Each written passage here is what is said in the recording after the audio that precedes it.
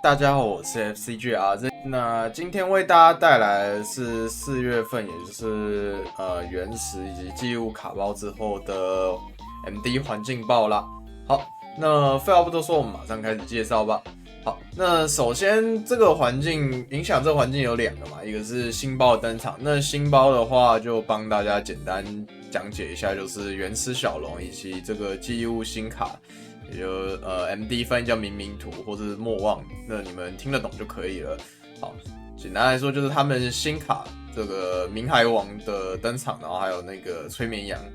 然后以及上个月月末更新的小包圣王跟灵王，对，那这些卡片是影响了环境蛮多的，对，好。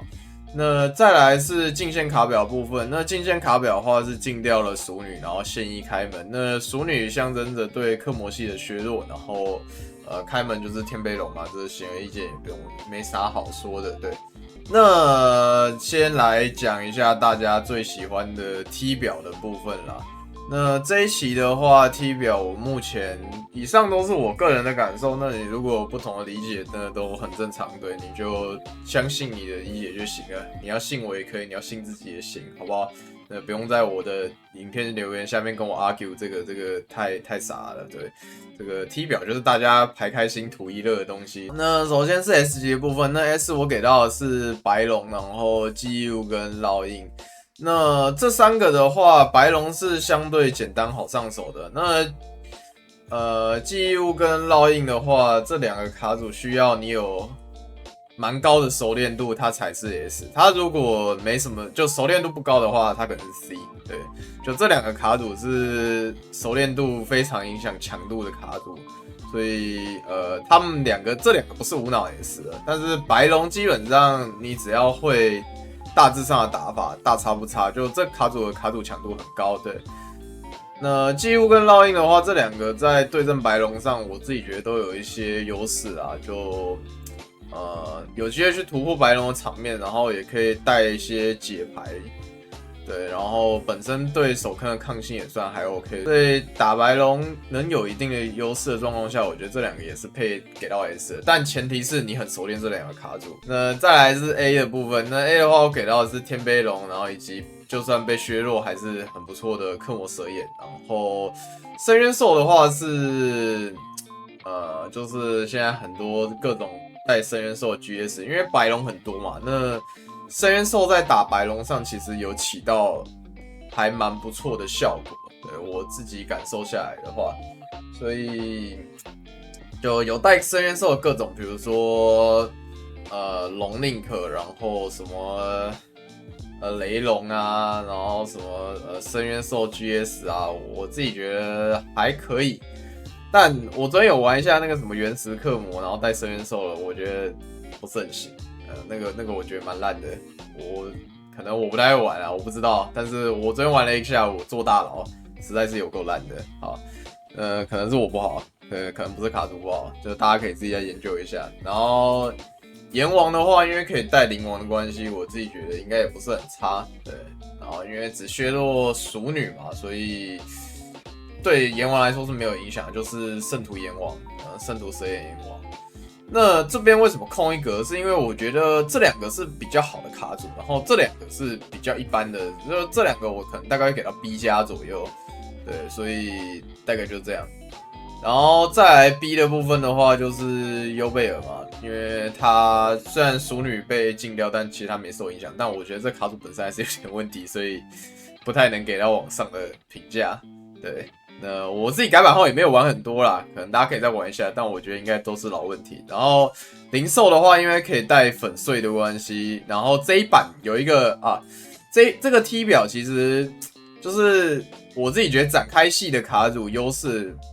是还蛮大的，因为白龙登场的关系，鸟居其实变很少，那变相影响的是零售又可以回来了，因为零售上一版真的是被鸟居跟真实居丢到不见了，就一点优势都没有，超烂。但是这一版的话，它不但可以带那个圣王，而且鸟居又变少，所以我觉得零售是算是回到环境里面，那也不少喜欢的玩家来使用。然后白银城可以带灵王，对，就也还不错。本身打白龙可能优势不大吧，所以这环境我也比较少看到。然后强化后的百夫保守给在这边吧，我自己还没玩过。听到大家评价大部分都是扁，就是讲它烂的比较多，但应该也没那么烂啦，因为当初 OCG 也是有一些成绩，所以我觉得大家可以再玩玩看。然后白生的话，虽然熟女被禁掉，但也可以用那个 M7 加驯妖代替。但整体来说，灵活度肯定没有熟女高，所以也目前就给到这里。但白生真的基本没看到，基本没看到。然后叉莉莉就那样，就是它就是一个很 meta beat 的卡组哦。然后顺带一提是这一版 meta beat，几乎消失了，就是大家不太想用，可能主要还是打不过白龙吧，就又穿光然后又微光的，其实 meta beat 扛不太住。我是这样觉得啦，我不知道，也有可能大家最近不想玩，也是。叉 D 是应这个朋友的要求，要放在上面，好，我就放在上面，反正体表就是这样，大家开心就好，好不好？好，那整体来说大概就是这样啦。简单来说就是白龙是简单暴力优势主流，然后这两个需要熟练度，但我觉得在环境上也很不错。然后蛇眼跟天贝龙一样是还不错的啊。天贝龙刚前面讲的时候好像跳过，不知道为什么。就天贝龙的话给在这里，我觉得他没有比蛇眼强啊，就差不多。就天贝龙的话，最近 rating 上比较流行的是解牌型的构筑，就是那种闪刀天贝龙。那我觉得手坑型可能打白龙来说没有那么舒服，因为白龙最强的就是他对手坑有很高的耐性。对，那天贝龙在吃很多刀之后也蛮容易被手坑打停的，所以。我自己觉得这卡组应该是不差，但我不喜欢。对，然后解牌天杯的话，打白龙看起来是还蛮优势的。好，那接下来是参考构筑的部分。那首先白龙的话，这边是解这个人不用跟他介绍，不用就大家都很熟悉吧，就 Tusk， 就不用跟大家介绍了哈，你们都知道他是谁。对，那这里是他的这个在。Game 8季上用的青眼，然后构筑这样。那这个比赛的话，大家如果看到卡表要注意一下。我记得他们好像是 WCS 的那个规则，它是一个3对3的比赛，所以构筑上可能跟我们一般天梯用的不一定一样，但我自己觉得是差不多啦。就他的白龙可能是全配的，对，所以可能没什么受影响这样。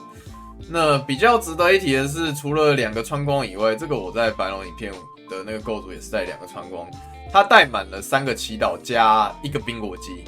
那这个冰果机是给祈祷去检索的，就以防第2轮祈祷没有东西可以盖，然后也增加祈祷的数量。就最近我在打白龙的时候有一个感觉啊，就是你如果只抽到原石那一边的话，其实有时候打一些对局很容易被磨到死。就是虽然说我每回合都可以穿光，但对面越抽，就是对面每回合那样抽，他有时候就是你一个穿光那一回合就挡不住了。所以我觉得摸到白龙边还挺重要的，其实。就白龙这个卡组的话，就一开始大家可能想说减少祈祷数量嘛，因为祈祷这卡片被挥了或被圣王了就很烂，就很亏。但是其实这几天打下来，我觉得可能考虑白龙轴还是要多一点啊，因为你没摸到白龙那边，其实也还蛮容易被磨到死的，就不是很舒服。就大家可以再调整一下构筑，对，然后什么指明者啊、救急融合啊什么的。其实这些卡片都是可以考虑投入的，就是我常会看到有一些留言，就觉得自己对白龙很懂白龙就是 beat 啊，白龙就是这个稳定的卡组，你不可以，就你不应该投入那些什么救急融合这种纯废件去降低它的手牌质量。我觉得不是这样，是你要根据环境去选择你的构筑，而不是我就是一定这样一定那样的，这样超怪的。因为我之前在打的时候，我就觉得，救急融合可能打到长盘内战长盘确实搞不好有用，然后也多一个检索目标给祈祷，所以我觉得就针对构筑部分，大家也不用太死板，只要观念对了，就大部分都不会太错的。对，反正就不要永远觉得自己很懂啦，就好像我玩过 CG 我就很懂一样。就是这种观念才是最危险的，就是它可能是阻碍你进步的最大原因。当然，你如果只是随便玩爽的，那你就不要屌我，你就继续去留那些留言就好了，好不好？好，那白龙大部分观念我都在我的牌组教学影片都有讲了，大家还没看的赶快去看，好不好？那牌组代码在上方，那你抄下来就是这个 Task 的这个牌组，对。好，那大概就这样啊。然后额外有带一个浊音基隆啦，那这个是有得出的，但我自己没有想到特别好的应用方式。如果你不喜欢，可以把它踢掉。大概就这样。好，那再来是记忆物呢 ，MD 翻译明明图，好不好？然后有人叫莫忘。那这卡组的话，我是抄这个我在贴吧上看到的那个，前2天有打到 rating 第1，那现在应该还在前10的这个叫。末路烟民选手用的这个记忆物，那你们有兴趣的话，可以去贴吧找他的那个帖子啊，他就针对思路都有讲了，就我觉得也讲得很清楚，你们就去看就行了。那比较大的特点是这个构筑带了2个催眠羊，然后以及这个白魔女，然后大收肩这些是拉满的，然后为了大收肩还带了哥布林。那3战之彩他原本没有带，这个是我换的，就是我不太喜欢1换1，对。我可以理解1换1是动点又是补点，就常常想带，但是我自己抽起来常常绿一色，我也不知道为什么，就是1换1没有东西丢。那理论上这个卡组应该怪蛮多的，不应该有这个状况，但我可能就是不喜欢1换1这张卡片吧。我从以前到现在都不太爱带，对，所以我自己换成3战，那我觉得用起来手感也还可以。那剩下我全部都是照抄的。好，那白魔女怎么出？很简单，就是场面有3个值嘛，那2个值出小冥神，然后。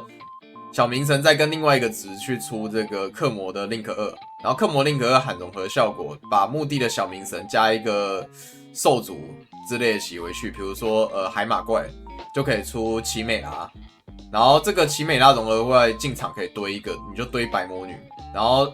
奇美拉融合过来加这个克魔 Link 2再出小叶把白魔女除外掉，那在对手就可以用这个。奇美拉的效果去复活白魔女，从除外区拉白魔女这样子，对，那形成一个魔法封锁，那几乎可以一直炸、一直炸、一直炸嘛，所以变相就是等于是魔线封锁这样，对。那我觉得这个轴还不错，就这几天我也一直陆续在尝试这个卡组，然后我自己玩下来，我觉得这个轴我相对满意。好，那一样牌组代码在上面，大家自己抄。好，然后再来是蛇眼。那蛇眼的话，我找的是 Twitter 上，就 X 上的这个 RBT 的这个构筑呢，右上角是他的这个 tag， 那大家可以再去 X 上搜寻这个人，追踪他，好不好？然后，构筑方面的话是投入3个原罪宝，然后熟女替换成寻死神。那逻辑就是，反正我真血攻赛嘛，赛不到我就寻死神再继续赛嘛，反正就只要碰到原罪宝就可以洗罪龙回去启动这样子。那其实我觉得那个寻死神的启动率也不是特别高，因为你本身带了3个原罪宝，你就很容易抽原罪宝。你抽原罪宝等于抽到蛇眼，所以其实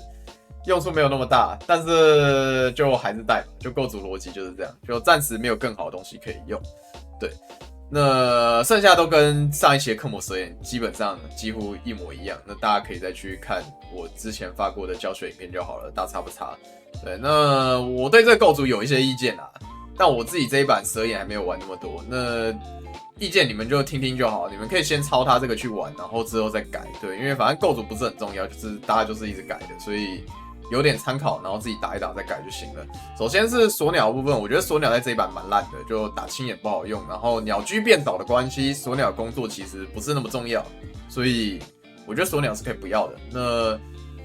我可能会放魔子加泡影加遮。或是兔子之类的，然后1D 我觉得不是很好用，我自己有玩一下，我觉得1D 我不爱，就是我觉得蛇眼的牌就是不够丢，我可能还是会放一些手坑，那目标是蓝小青眼的场面，不是把它蓝到什么都没有，因为你要把青眼蓝到什么都会蛮难的，但是蓝小是有可能的，对，那看你手牌怕穿光还是怕青眼那一边，如果你手牌还可以，就不要理穿光，然后就挡 L1， 就不要让他青眼那边调度到就行。对，那逻辑大概是这样子，所以我可能会放遮，然后泡影，然后魔子，我觉得还是要，对，然后可能牌数稍微压一点，大概这样因为失去调度灰的能力，就是没有熟女就失去调度灰的能力，所以我觉得深狼追走可能还是有必要的，就是让场面立体一点这样，对。然后劈头就见仁见智吧，就你抽到这个头就厉害，抽到身体就垃圾，就这样可是劈头这一版确实还不错，因为它可以一卡打停原始小龙。你就不用交2个主攻在身上，然后它也是一种杀虫剂嘛，因为千年这么多空场掉的这个状况，其实还蛮容易吃对面手坑的。对，好，那大概就这样，那一样牌组代码在上面，你们就可以抄去玩这样。好，然后再来是闪刀天杯，那这个不是 KG 的构筑，但是我这几天看到他在实况，我有看到他放那个这个月女神，然后我自己觉得看起来还行吧，对。那他这几天实况都是在玩这个闪刀天杯的，所以如果你想要去看这个卡组怎么玩的话，你可以考虑去看他实况。然后这个是我自己就是组的，我顺手组的那零实战，对，那个就大概就是这样啦。对，这卡组构成大概就这样。就月女神放这个炼狱的融合怪是为了可以抓5只炼狱，然后抓5只炼狱抽1可以多堆1张魔法。那就比较容易让闪刀魔法这边启动，然后剩下的就是这个6星的这个马龙，然后还有就经典抽1嘛，这个双头鸟，然后以及铁兽的这个 Link 5，那这个东西堆下去就可以再堆这个双头鸟，以防双头鸟攻击不够，而且这个东西堆下就是这个东西可以用月女神丢嘛，那这样你就可以弹 Link 怪了，就不会你搭电。你不会丢 Link 怪的时候，就是没有效果可以发，懂我意思吗？对，那马龙因为现在白龙很多嘛，所以这个东西就可以弹那个同步怪，这样就还不错。啊，就是牌组代码在上面，你们就自己抄去用，好不好？然后再来是手坑天杯，那手坑天杯的话，这个是我跟咪要的构筑，因为我最近没有玩的，没什么特别，就大家自己参考一下就可以了。因为不是我组的，我也不太方便讲解，好不好？那牌组代码上面你们自己抄去用。这个是反正就我朋友啦，就反正蒙甲金生物，那你们可以去订阅他这样子。那我看他每天也都有直播啊，最近看起来都在玩叉地利，你可以去叫他去玩天杯龙，就这样，好不好？他也是常玩天杯龙的。你不知道看谁，可以考虑看他，就这样，好不好？友情宣传一下。那牌组构筑的部分就那样，就大家参考一下就行了。对，然后再来是手坑的部分。那这个环境的话，其实我刚前面也有稍微提到，就白龙环境的话，兔子的采用率是相对变高的，因为可以炸真实之光嘛。那我自己觉得用起来不错。然后深渊兽的话，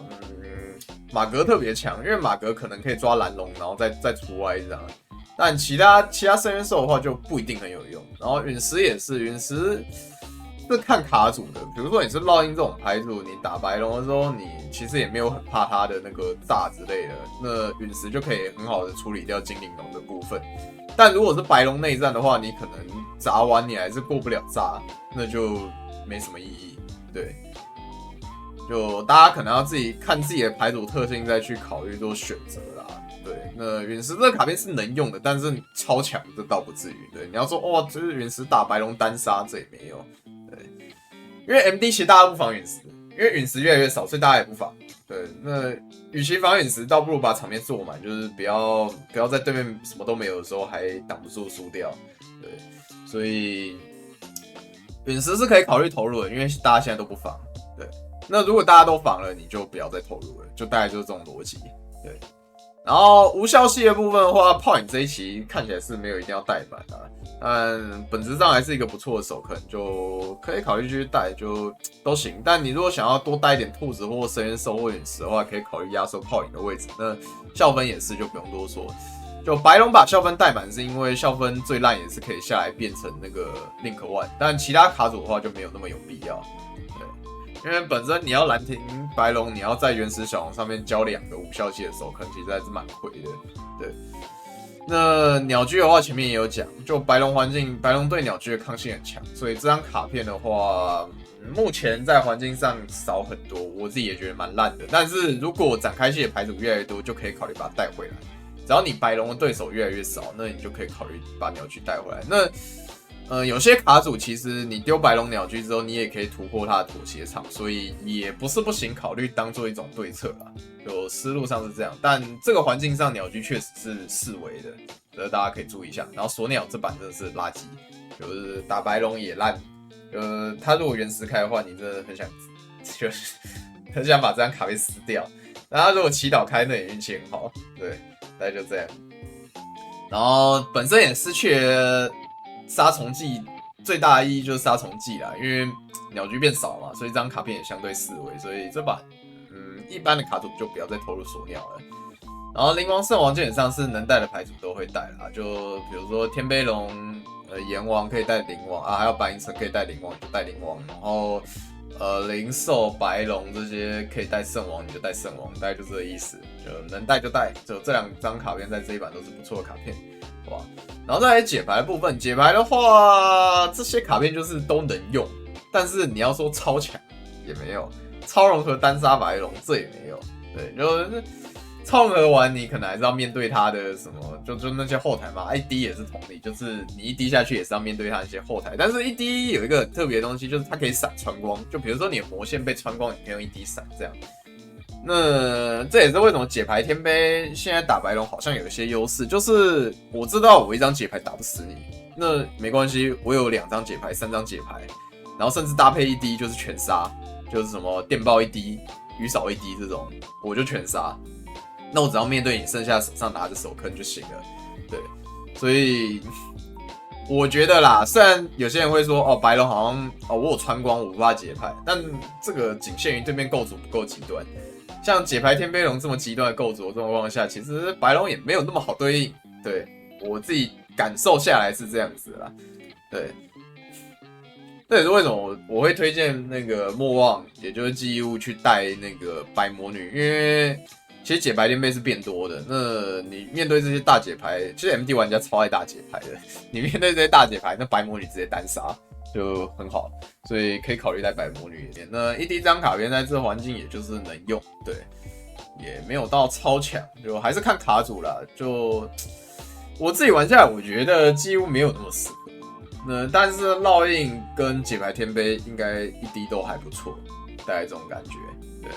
然后3战之才的话，手坑多嘛，就手坑多的环境带1张带2张其实都还可以，但因为白龙有穿光的关系，所以你带3战之才就不一定厉害，就是你可能3才就是被穿光看死，就很像上一版蛇眼那个有东西点你一样，就是很有那个震怒点你，或是有那个后台点你。就熟练的玩家永远是把他的深狼或是震怒扣给你的3战之才，你就可能就不好翻盘。但是不熟练的玩家，你就有机会靠这翻盘。所以我觉得这个东西带1张还不错啦，就 OK， 好不好？就这些解牌就是都是能用，但是都没有到特别无敌，大概就这种感觉。那以上就是这一期的 MD 环境报啦。那喜欢我的影片的话，不要忘了帮这个影片点赞，然后订阅我的频道。如果点赞有破200或是观看有破1万的话，我就会再尽快出下一部影片这样。如果想看我的影片就催我更新的朋友，就不要忘记点赞，好不好？那你的支持就是我最大的动力。我是 FCGRZ，我们下期影片再见，拜拜。